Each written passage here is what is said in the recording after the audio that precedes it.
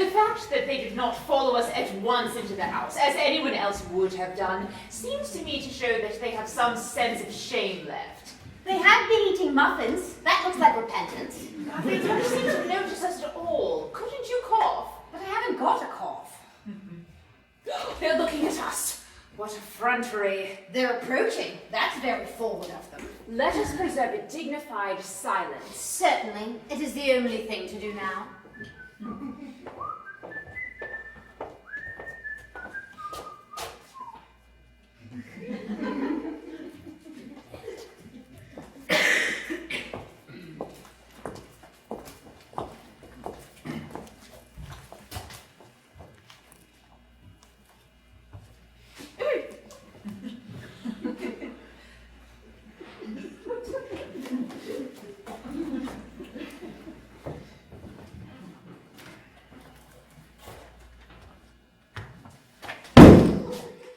Dignified silence seems to produce an unpleasant effect. A most distasteful one. But we will not be the first to speak. Certainly not.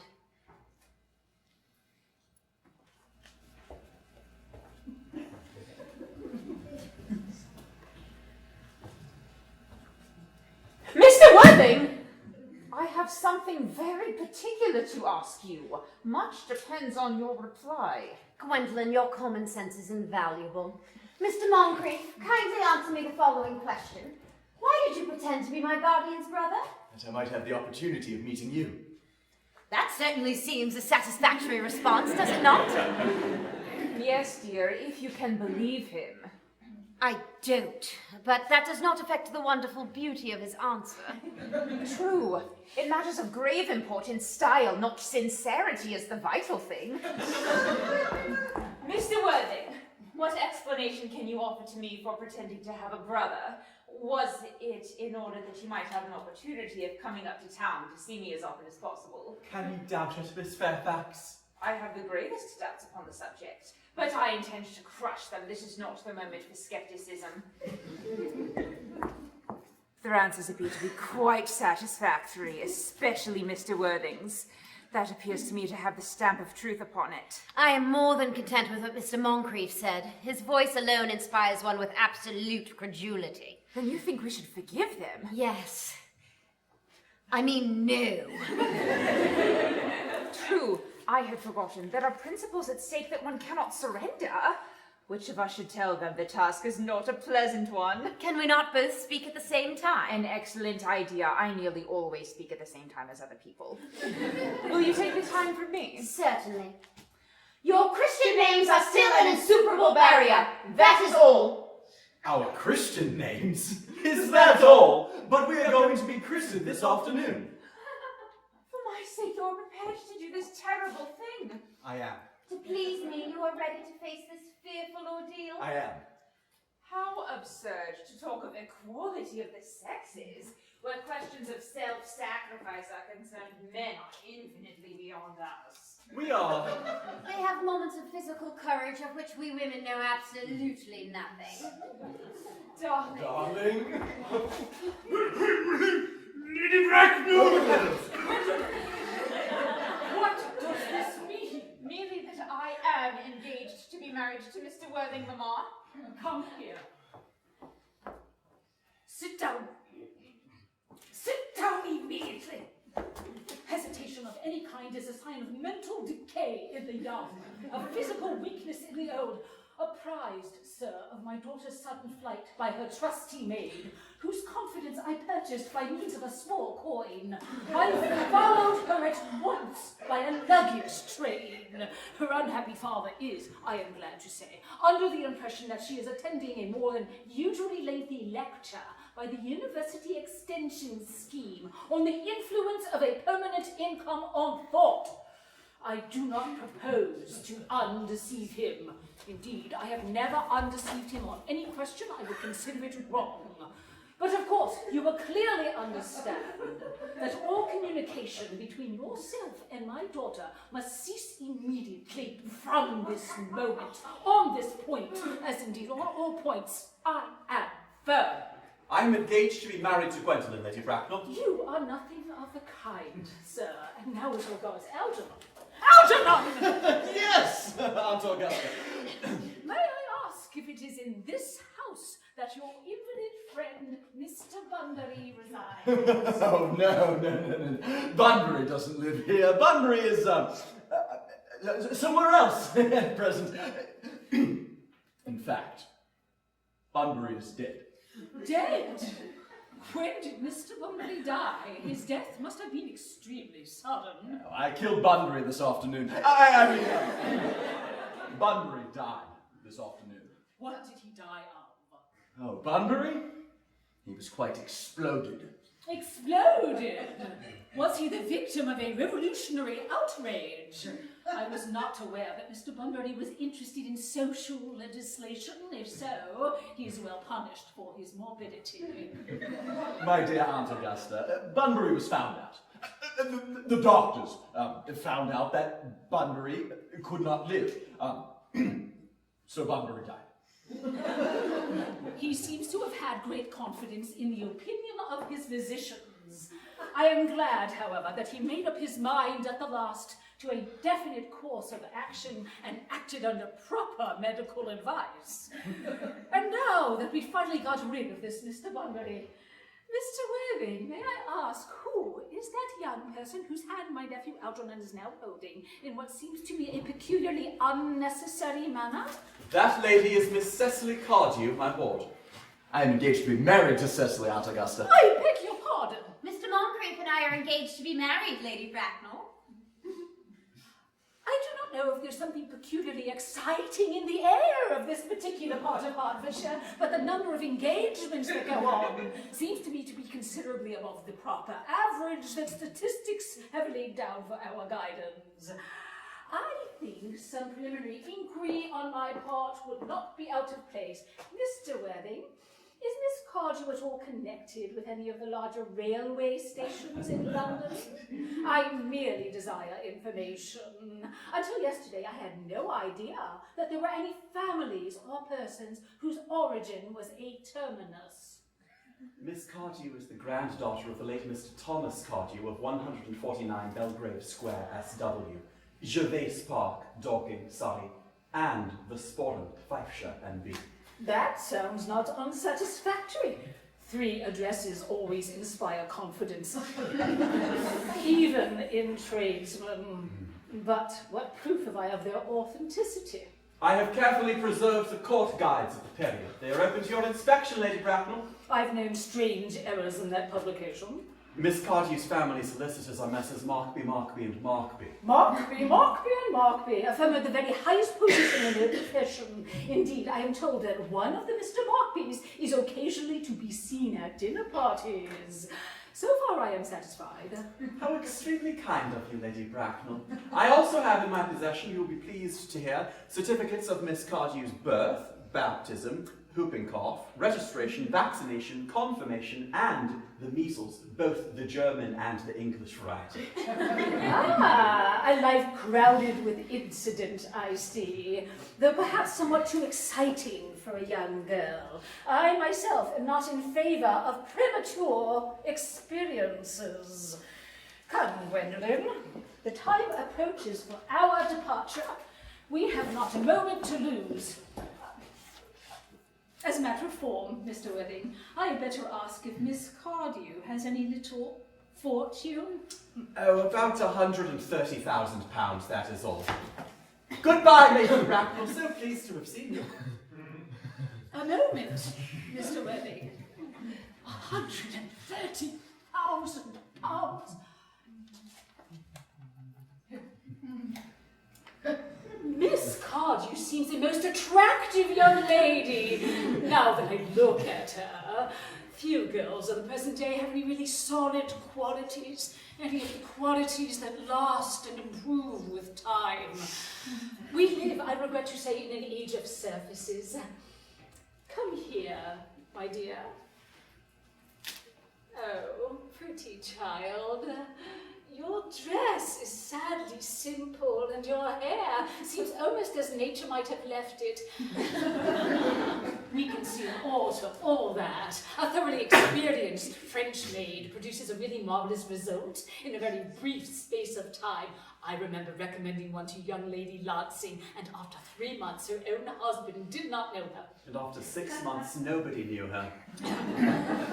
Kindly turn round, my dear. No, the side view is what I want. Ah, yes! Just as I expected. There are distinct social possibilities in your profile. The 2 weak points of our age are its want of principle and its want of profile. The chin, a little higher, dear. Ah, yes. Style largely depends on the way the chin is worn. They are worn very high just at present.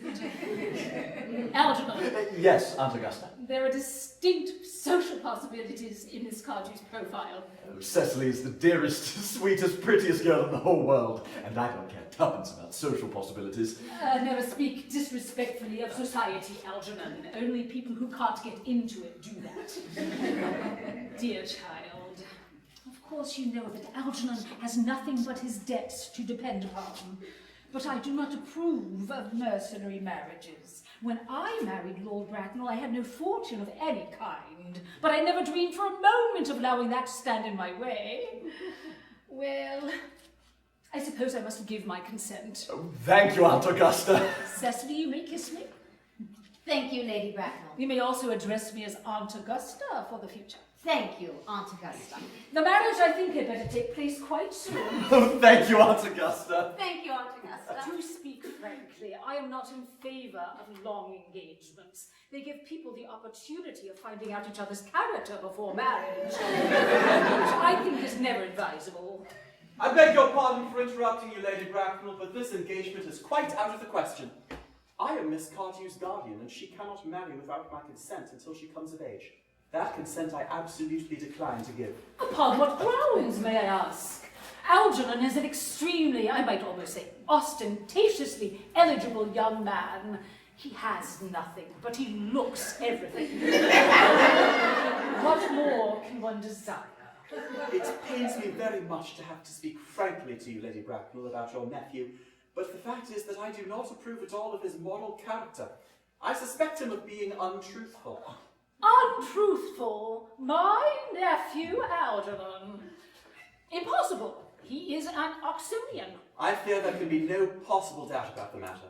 This afternoon, during my temporary absence in London on an important question of romance, he obtained admission to my house by means of the false pretense of being my brother. Under an assumed name, he drank, I've just been informed by my butler, an entire bottle of my palliation of fruit I was specially reserving for myself. Continuing his disgraceful deception, he succeeded in the course of the afternoon in alienating the affections of my only ward. He subsequently stayed to tea and devoured every single muffin. And what makes his conduct all the more heartless is that he was perfectly well aware from the first that I have no brother, that I never had a brother, and that I don't intend to have a brother, not even of any kind. I distinctly told him so myself yesterday afternoon. After careful consideration, Mr. Worthing, I have decided entirely to overlook my nephew's conduct toward you. That is very generous of you, Lady Bracknell. My own decision, however, is unalterable. I decline to give my consent. Come here, sweet child. How old are you, dear? Well, I'm really only 18, but I always admit to 20 when I go to evening parties. You are perfectly right in making some slight alteration. No woman should ever be quite accurate about her age. It looks so calculating. Well, 18, but admitting to 20 at evening parties. It will not be very long before you are of age and free of the restraints from tutelage. So I don't think your guardian's consent is, after all, a matter of any importance. Pray excuse me, Lady Bracknell, for interrupting you again, but it is only fair to tell you that according to the terms of her grandfather's will, Miss Cardew does not come legally of age till she is 35.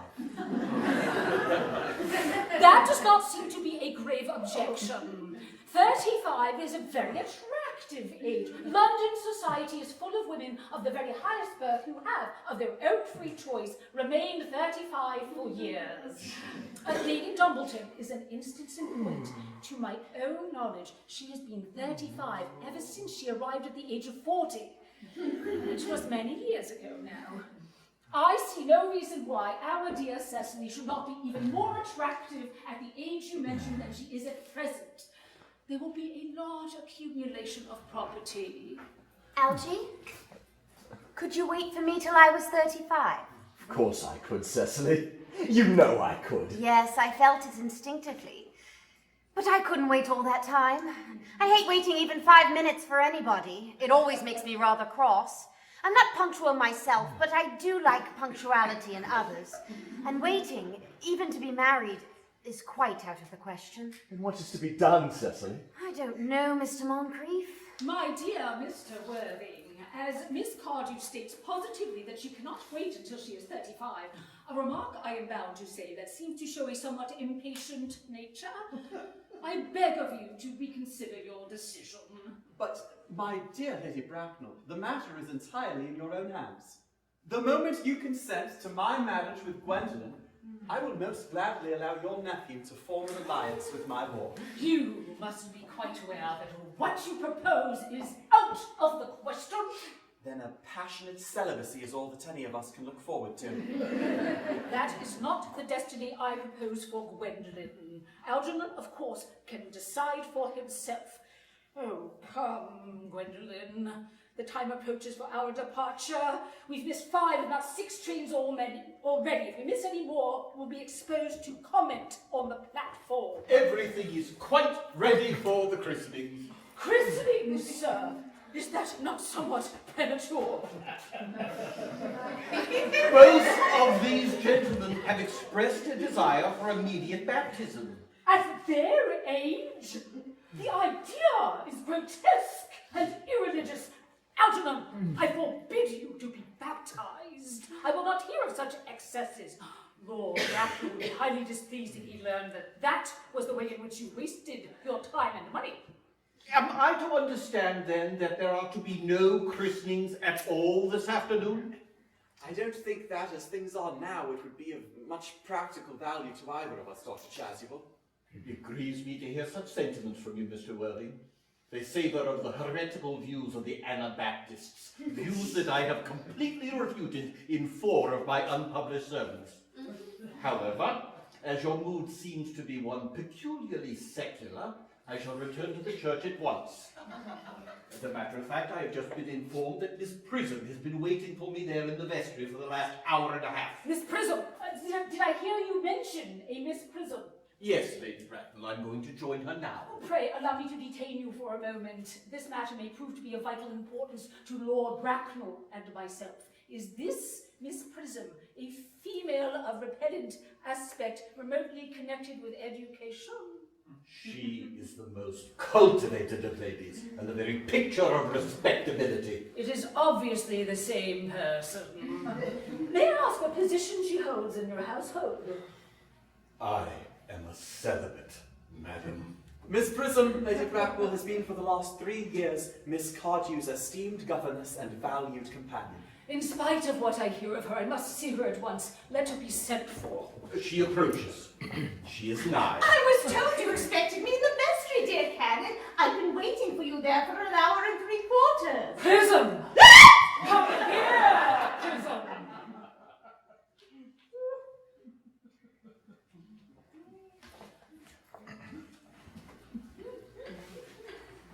Prism, where is that baby? 28 years ago, Prism, you left Lord Bracknell's house, number 104 Upper Grosvenor Street, in charge of a perambulator that contained a baby of the male sex. You never returned. A few weeks later, through the elaborate investigations of the Metropolitan Police, the perambulator was discovered at midnight, standing by itself in a remote corner of Bayswater. It contained a manuscript for a 3-volume novel of more than usually revolting sentimentality, but the baby was not there. Prism, where is that baby? Lady Bracknell, I admit with shame that I do not know. I only wish I did. The plain facts of the case are these. On the morning of the day you mention, a day that is forever branded on my memory, I prepared as usual to take the baby out in its perambulator. I also had with me a somewhat old but capacious handbag in which I had intended to place a manuscript of a work of fiction that I had written in my few unoccupied hours. In a moment of mental abstraction for which I can never forgive myself, I deposited the manuscript in the perambulator and placed the baby in the handbag. But where did you deposit the handbag? But do not ask me, Mr. Worthing. Miss Prism, this is a matter of no small importance to me. I insist on knowing where you deposited the handbag that contained that infant. I left it in the cloakroom of one of the larger railway stations in London. What railway station?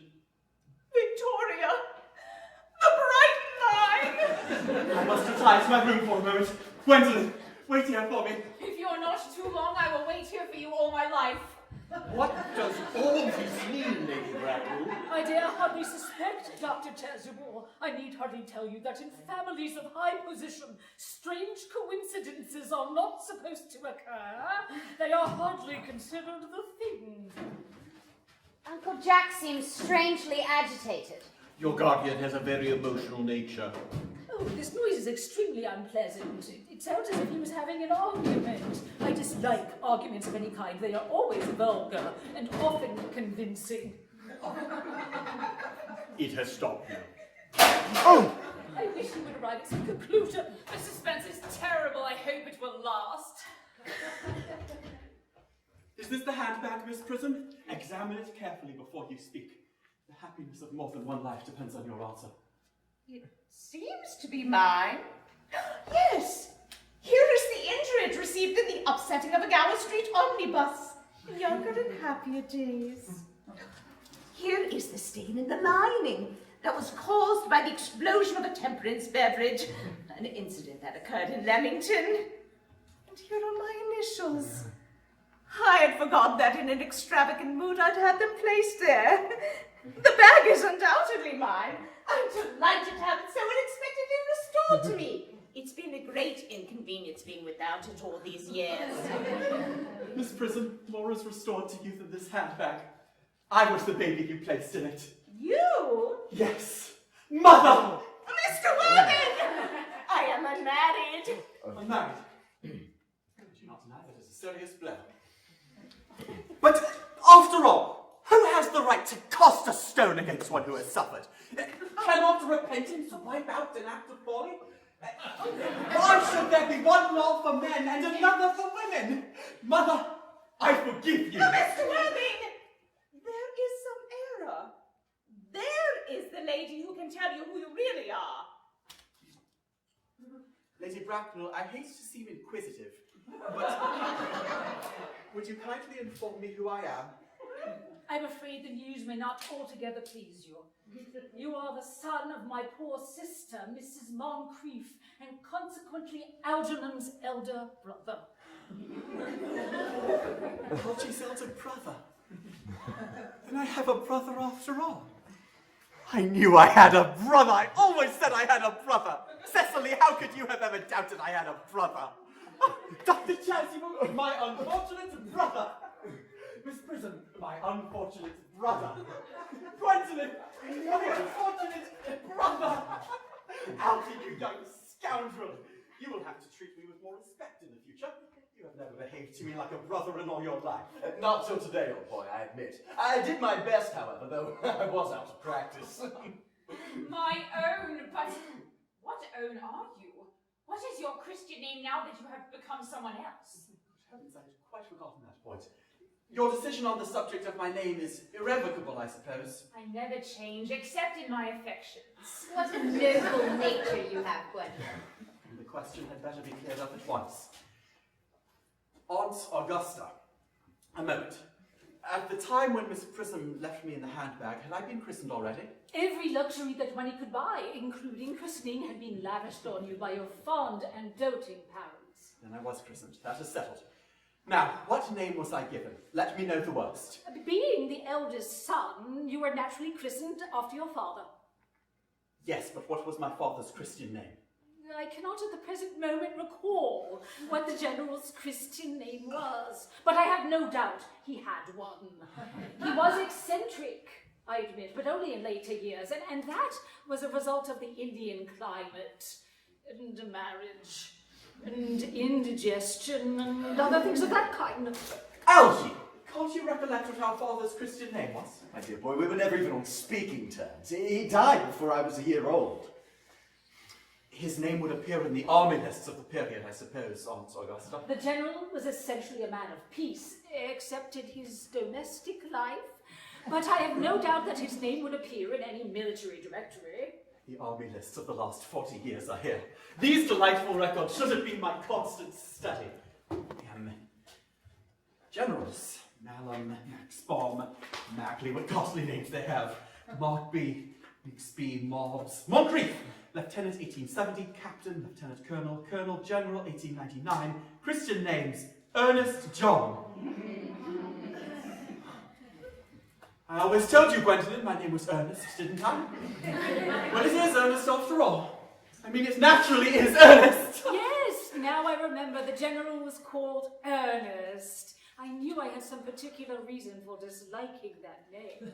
Ernest, my own Ernest. I felt from the first that you could have no other name. Gwendolyn, it is a terrible thing for a man to find out suddenly that all his life he has been speaking nothing but the truth. Can you forgive me? I can, for I feel that you are sure to change. My own one. Letitia. Frederick! At last!